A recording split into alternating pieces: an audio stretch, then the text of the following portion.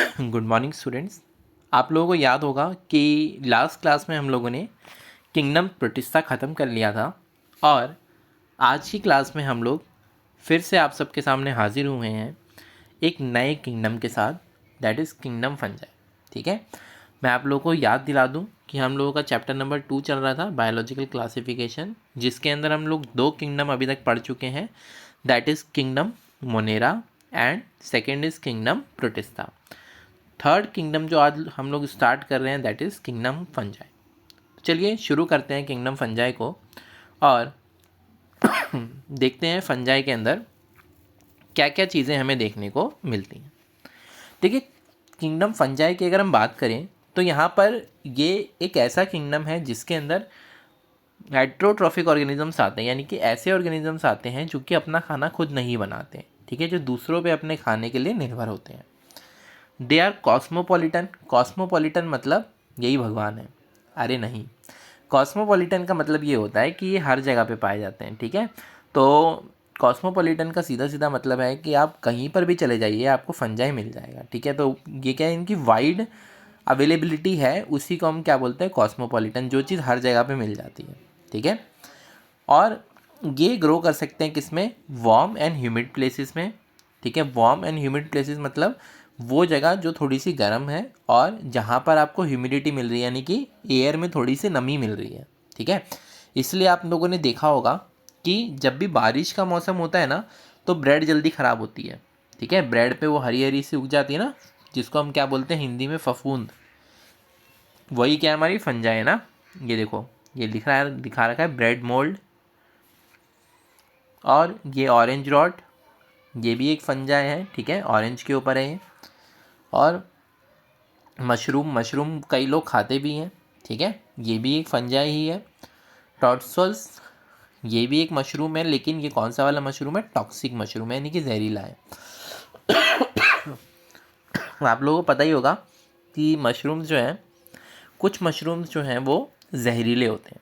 ठीक है, तो इसीलिए मशरूम जो है हमेशा देख के खाना चाहिए कि कौन सा मशरूम जो है वो जहरीला है और कौन सा मशरूम जो है वो खाने लायक है। ठीक है, जैसे कि जो मशरूम मार्केट में मिलते हैं, ठीक है, वो मशरूम जो है वो जहरीले नहीं होते। एक ये white spots on mustard leaf, mustard की लीव्स पे कई बार आप लोगों ने देखा होगा, सरसों की जो पत्तियाँ होती हैं उनके ऊपर कई बार ये सफ़ेद सफ़ेद से दाग होते हैं। ये जो हैं ये क्या है, ये भी एक टाइप की फंजाई है। ठीक है, तो ये जो फंजाई है कौन सी है, पैरासिटिक फंगस है। ठीक है, यानी कि पैरासाइट की तरह जो है वो उस ऑर्गेनिजम्स के ऊपर वो रह रही है। आगे बढ़ते हैं हम और देखते हैं फंजाई के कुछ यूजेस। अभी तक हमने कुछ पैरासाइटिक फंगस की बात की, अब हम बात कर रहे हैं एक फंजाई की जो सोर्स है एंटीबायोटिक्स का, बहुत ही इंपॉर्टेंट नाम है। ठीक है, कौन सी फंजाई जो है वो एंटीबायोटिक की तरह यूज़ की जाती है, बहुत बार ये क्वेश्चन एग्जाम के अंदर पूछा गया है। तो पेनिसिलियम जो है एक ऐसी फंजाई है जो सीधे सीधे आपको आंसर, अगर क्वेश्चन आता है कि which of the following fungi is an antibiotic, ठीक है, या एंटीबायोटिक में कौन सी फंजाई यूज़ होती है, which of the following fungi is use in antibiotics, तो आपको आंसर क्या लगाना है, पेनिसिलियम। कुछ यूनिसेलुलर फंजाई होती हैं जैसे कि ईस्ट। ईस्ट आपको पता है ये ब्रेड और बियर वगैरह बनाने में काम आती है। ठीक है, एक्चुअली यहाँ पर जो है आप लोगों ने सुना होगा, यीस्ट जो है ना, ये भटूरे वाले भी यूज़ करते हैं, जो छोले भटूरे बेचते हैं ना, वो भी यूज़ करते हैं। वो क्या करते हैं कि थोड़ी सी ईस्ट डाल देते हैं, और थोड़ी सी अगर ईस्ट अगर आपने डाल दी ना तो वो क्या करती है, धीरे धीरे धीरे धीरे वो बहुत सारा फुला देती है, जो मटेरियल होता है ना उसको बहुत ज़्यादा फुला देती है, यानी जो डो है वो काफ़ी ज़्यादा क्या होता है, फूल जाता है। ठीक है, अब ये डो क्यों फूल जाता है, इसका रीज़न आप लोग पढ़ोगे जब हम आगे बात करेंगे चैप्टर्स के अंदर। मैं अभी के लिए आपको बता देता हूँ कि ये एक्चुअली में एक प्रोसेस होता है जिसके टाइम पे CO2 रिलीज़ होती है, और गैस की रिलीज़ की वजह से क्या होता है, बीच में गैप आ जाते हैं। ठीक है, जो डो होता है, जो भी हमने आटा गूँथा होता है, उसमें गैप आ जाते हैं और वो आटा जो है क्या हो जाता है, फूल जाता है। कुछ अदर फंजाई जो है जो डिजीज़ कॉज करती हैं प्लांट्स और एनिमल्स में, वो है एक वीट रस्ट कॉजिंग पुसीनिया। ठीक है, जो वीट में क्या करती है, रस्ट कॉज करती है। ठीक है, यानी कि वीट को क्या कर देती है, ख़राब कर देती है। क्या नाम है इसका, पुसीनिया। ठीक है। ये देखो यहाँ पर ये पुसीनिया लगी हुई है, यहाँ पर ये पेनिसिलियम हो गया और ये यीस्ट हो गया। तो ये कुछ और एग्जाम्पल्स थे फंजाई के। Next is a very important topic, बहुत ध्यान से सुनना, ठीक है। अगर आपको लगता हो कि 2 से 3 बार अगर आपको सुनना है तो आप 2 से 3 बार भी इसे सुन सकते हैं, ठीक है। देखिए यीस्ट जो है ना, ये तो यूनिसेलुलर है, ठीक है। तो इसमें हम फिलामेंट की बात नहीं करते भाई, सिंगल सेल है उसमें क्या फिलामेंटस बात करोगे आप, ठीक है। फिलामेंट्स जो है कुछ सेल्स के मिलने से ही बनता है एटलीस्ट। तो यहाँ पर फंजाई जो है फिलामेंटस होती है किसको छोड़ के, ईस्ट को छोड़ के। इनकी बॉडी के अंदर लॉन्ग सिलेंडर थ्रेड लाइक, ठीक है, थ्रेड लाइक स्ट्रक्चर होते हैं जिनको हम क्या बोलते हैं, हाइफे, ठीक है। ये देखो ये जो थ्रेड लाइक स्ट्रक्चर्स हैं इनकी बॉडी के अंदर, इनको हम क्या बोलते हैं, हाइफे। अब यहाँ ये जो है इनकी बॉडी में क्या है, ये हाइफे, ठीक है। इनकी बॉडी में क्या है, हाइफे। अब देखो ये जो हाइफे हैं ये बेसिकली क्या है, इसके अंदर कुछ सेल्स आपको दिखाई दे रहे होंगे, ठीक है। तो यहाँ पर अगर मैं बात करूँ इधर, तो यहाँ आपको क्या दिख रहा है कि ये एक पोर है, ठीक है। ये इधर सेल वॉल है, ये बाहर सेल वॉल दिख रही है आपको, और ये जो है वो न्यूक्लियस है, सेल का न्यूक्लियस है, ठीक है। ये जो है यहाँ पर ये क्या कर रहा है बेसिकली, इस सेल को और इस सेल को अलग अलग करने का काम कर रहा है, ठीक है। इसी तरीके से यहाँ पर भी ये वाला और ये वाला सेल आप देख रहे हो कि अलग अलग है, किसकी वजह से, इस रिंग की वजह से। अब अगर ये रिंग किसी में प्रेजेंट होती है, ठीक है, तो उस वाली सिचुएशन में जो हाइफे होता है उसे हम बोलते हैं सेप्टेट हाइफे। क्यों सेप्टेट हाइफे बोल रहे हैं हम यहाँ पर, क्योंकि इनमें क्या है, पार्टीशन है, ठीक है। सेप्टेट से आप एक तरीके से मतलब समझ सकते हो क्या, पार्टीशन से, ठीक है। दे हैव सेप्टे और क्रॉस वॉल्स, ये वॉल टाइप स्ट्रक्चर है जो कि इनको क्या कर रहा है, सेपरेट कर रहा है, ठीक है। पर वहीं अगर हम बात करें कोइनोसाइटिक हाइफे की, तो यहाँ पर क्या होता है, यहाँ पर आपको ये वॉल्स देखने को नहीं मिलेगी। तो अब अगर आप ध्यान से देखोगे तो इस पूरे स्ट्रक्चर में बहुत सारे न्यूक्लियस फैले हुए हैं, ठीक है। तो ये एक तरीके से कैसी कंडीशन है, मल्टी न्यूक्लिएट कंडीशन है कि साइटोप्लाज्म है सेल का और उसके अंदर बहुत सारे न्यूक्लियस रखे हुए हैं। तो ये वाली जो सिचुएशन है इसी को हम क्या बोलते हैं यहाँ पर, कोइनोसाइटिक हाइफे, ठीक है। तो ये दो टर्म्स बहुत इंपॉर्टेंट थी, सेप्टेट हाइफे और दूसरा है कोइनोसाइटिक हाइफे, ठीक है। अब जो फंगल सेल वॉल है वो किसकी बनी हुई होती है, फंगस में जो सेल वॉल है हमने एक मटेरियल पहले भी पढ़ा था, काइटिन, और दूसरा मटेरियल होता है इसमें पॉलीसेकेराइड, ठीक है। अब देखो ये बहुत सारे जो हाइफे हैं ये मिलके क्या बना लेते हैं, ये एक पूरा स्ट्रक्चर बना लेते हैं नेटवर्क टाइप, और इस नेटवर्क टाइप स्ट्रक्चर को ही हम क्या बोलते हैं, माइसीलियम। तो होपफुली आप लोगों को ये समझ में आया होगा कि हाइफे क्या है, ठीक है, सेप्टेट हाइफे क्या है, कोइनोसाइटिक हाइफे क्या है और माइसीलियम क्या है। अगर फिर भी आपको कोई डाउट हो इसके अंदर तो आप वीडियो को एक बार दोबारा देखिएगा, और अगर तब भी आपका डाउट रह जाता है तो आप मुझसे कमेंट बॉक्स में कमेंट करके पूछ सकते हैं। चलिए आगे बढ़ते हैं और देखते हैं फंजाई के बारे में कुछ और बातें। ज़्यादातर जो फंजाई हैं वो कैसी होती हैं, सेप्रोफाइट्स होती हैं। सेप्रोफाइट्स जो हैं वो करते क्या है, वो डेड एंड डिकेइंग मैटर से अपना खाना लेते हैं, ठीक है। तो डेड सबस्ट्रेट जो है, जो चीज़ मर गई है उसमें से क्या करेंगे, सॉल्युबल ऑर्गेनिक मैटर को एब्जॉर्ब कर लेंगे और वही इनको क्या प्रोवाइड करेगा, न्यूट्रिशन। इनमें से कुछ जो हैं, कुछ फंजाई जो हैं क्या होती है, पैरासाइट्स होती हैं, और कुछ जो है वो सिम्बाइंट्स की तरह रहती हैं। देखिए सिम्बाइंट्स में क्या है, दो स्पीशीज़ एक साथ रहती हैं और दोनों एक दूसरे से फ़ायदा उठाती हैं, ठीक है। अभी हम बात करेंगे कि किस तरीके से दो स्पीशीज़ एक साथ रहकर एक दूसरे से फ़ायदा उठाती हैं। एक एग्जाम्पल अभी हम समझते हैं इसके, लाइकेन। लाइकेन में क्या होता है, फंजाई और एल्गा एक साथ रहते हैं, एक ही घर में रहते हैं, ठीक है। माइकोरिज़ा फंजाई और रूट्स ऑफ हायर प्लांट्स। तो यहाँ पर ये दो टाइप के आपको देखने को मिल रहे हैं, ठीक है। क्या क्या, सिम्बाइंट एसोसिएशन, लाइकेन और दूसरा क्या, माइकोरिज़ा। ठीक है, तो इसमें सिंपल सी बात है, क्या होगा कि यहाँ पर दो लोग हैं और दोनों एक दूसरे की क्या कर रहे हैं, हेल्प कर रहे हैं। इसको आप आसान भाषा में इस तरीके से समझ सकते हैं कि मान लो आप दो दोस्त हैं, D1 और D2, ठीक है, राम और श्याम कुछ भी मान लो, तो दो दोस्त हैं।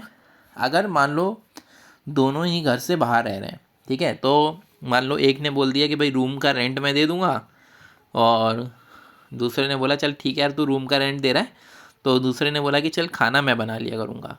तो इस तरीके का कुछ काम ये लोग कर रहे होते हैं कि एक काम एक बंदा करेगा और दूसरा काम दूसरा बंदा करेगा। ठीक है, होपफुली आप लोगों को यहाँ तक कोई भी डाउट नहीं होगा, यहाँ तक की चीज़ें आपको एकदम क्लियर होंगी। चलिए आगे बढ़ते हैं और हम समझते हैं फंजाई में रिप्रोडक्शन किस किस तरीके से हो सकता है। देखिए फंजाई में रिप्रोडक्शन बहुत तरीके से होता है, ठीक है, तो वो एग्जाम्पल्स हम बात कर रहे हैं अभी। Reproduction, vegetative propagation. Vegetative propagation एक टाइप का एसेक्सुअल रिप्रोडक्शन ही है, ठीक है, यानी कि एक सिंगल पेरेंट ही यहाँ पर इन्वॉल्व रहता है। वेजिटेटिव प्रोपगेशन किससे हो सकता है, फ्रेगमेंटेशन से। क्या होता है, बॉडी फ्रेगमेंट्स में छोटे छोटे पार्ट्स में डिवाइड हो जाती है और वो पार्ट फिर क्या करने लगते हैं, ग्रो करने लगते हैं। ठीक है, और दूसरा तरीका क्या है, फिजन। ठीक है, फिजन आप लोग पहले भी देख चुके हैं। फिजन में क्या होता था आपको याद होगा, एक सेल से दो सेल, दो से चार सेल, है ना, इस तरीके से बनते हैं। और बडिंग, बडिंग में क्या होता है, बडिंग देखने को मिलती है हमें ईस्ट में।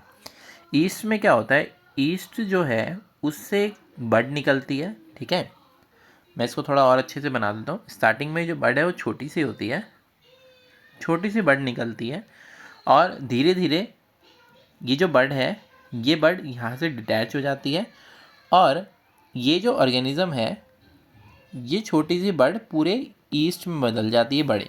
ठीक है, तो ये आपको प्रोसेस बडिंग में देखने को मिलता है। फिर अगर हम बात करें एसेक्सुअल रिप्रोडक्शन की, तो एसेक्सुअल रिप्रोडक्शन किससे होता है, एसेक्सुअल स्पोर्स से होता है। और अगर हम बात करें यहाँ पर तो किस किस तरीके से हो सकता है, एक तो स्पोर्स होते हैं इसमें कोनिडिया, एक और स्पोर होता है जिसका नाम है स्पोरेंजियोस्पोर्स, तीसरे टाइप का जो स्पोर है उसका नाम है जूस्पोर्स। ठीक है, फिर हम बात करेंगे सेक्सुअल रिप्रोडक्शन की।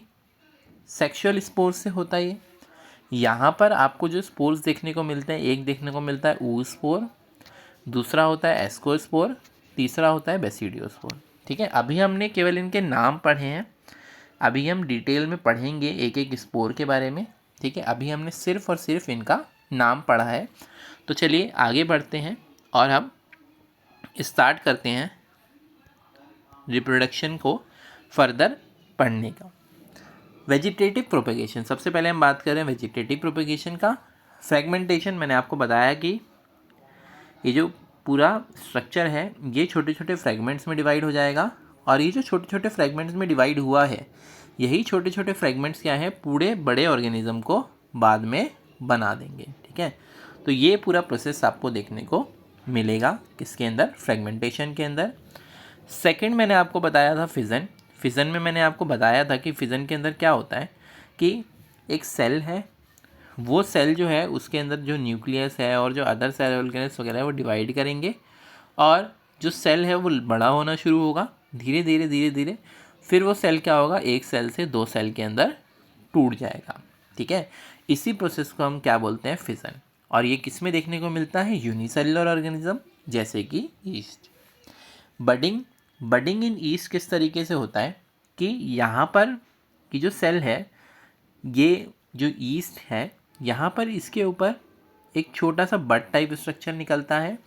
उस बड के अंदर पहले न्यूक्लियस जाता है और ये जो न्यूक्लियस गया, इसके बाद ये बड जो है ये यहाँ से डिटैच हो जाएगा और डिटैच होने के बाद ये बड भी ग्रो करते हुए पूरे ईस्ट के अंदर फाइनली बदल जाएगा। ठीक है, तो ये पूरा प्रोसेस आपको देखने को मिलता है किसके अंदर, बडिंग के अंदर। तो ये कुछ टाइप से, अब देखो यहाँ पर बडिंग किसके अंदर होती है, ये क्वेश्चन एग्जाम में कई बार आ चुका है। ईस्ट में क्या होती है, बडिंग आपको देखने को मिलती है। तो ये एक इम्पॉर्टेंट क्वेश्चन है, इसको आप अपने दिमाग में ज़रूर रखिएगा। चलिए हम आगे बढ़ते हैं और फर्दर हम इन प्रोसेसेस को समझते हैं। देखिए एसेक्सुअल रिप्रोडक्शन फंजाई में किस तरीके से होता है, इसके बारे में बहुत ज़्यादा डिटेल आपके सिलेबस के अंदर नहीं है, ठीक है। तो हम लोग केवल इसको एक बार देखेंगे कि एक्चुअली यहाँ पर हो क्या रहा है, ठीक है। बहुत ज़्यादा फर्दर एक्सप्लेनेशन की तरफ हमें यहाँ पर नहीं जाना है। चलिए देखते हैं हम। देखिए मैंने आपको बताया था कि एसेक्सुअल रिप्रोडक्शन फंजाई में कुछ स्पोर्स की मदद से होता है। तो एक जो स्पोर्स जिनकी मदद से एसेक्सुअल रिप्रोडक्शन फंजाई में हो सकता है वो है कोनिडिया। अब ये जो कोनिडिया है, इसको देखिए, ये जो हाइफे यहाँ पर आपको दिख रहे हैं ना फंजाई के अंदर, यहाँ पर कुछ हाइफे हैं बेसिकली, और इसके अंदर यहाँ पे जो एरियल हाइफे है इसके ऊपर धीरे धीरे धीरे धीरे कुछ स्ट्रक्चर फर्दर ग्रो करने लगे, और इन स्ट्रक्चर्स के ऊपर यहाँ पर ये आपको दिखाई दे रहे हैं क्या, ये आपको दिखाई दे रहे हैं कोनिडियोफोर। अब ये कोनिडियोफोर क्या है? कोनिडियोफोर कुछ नहीं है, कोनिडियोफोर एक ऐसी बॉडी है जिसके ऊपर क्या लगने वाले हैं, कोनिडिया लगने वाले हैं, ठीक है। यानी कि ये स्पेशल टाइप के स्पोर्स लगने वाले हैं, और जब थोड़े समय बाद ये स्पोर्स यहाँ पर बन जाएंगे तो ये स्पोर्स क्या होंगे, रिलीज हो जाएंगे और एयर करंट वगैरह के थ्रू ये फैल जाएंगे, ठीक है। और जब इनको फेवरेबल कंडीशन मिलेगी तो इनका जर्मिनेशन होगा, और एक बार ये जर्मिनेट हो गए, एक बार अगर इन्होंने रिप्रोडक्शन कर लिया तो उसके बाद फिर ये बड़े ऑर्गेनिज्म में बदलने की कोशिश करेंगे और धीरे धीरे धीरे धीरे ये पूरे के पूरे फंजाई के अंदर कन्वर्ट हो जाएंगे। तो ये पूरा प्रोसेस आपको देखने को मिला है एसेक्सुअल रिप्रोडक्शन का। कब? जब स्पोर्स कौन से होंगे, कोनिडिया। चलिए हम आगे बात करते हैं और अपने अगले स्पोर को देखते हैं, ठीक है।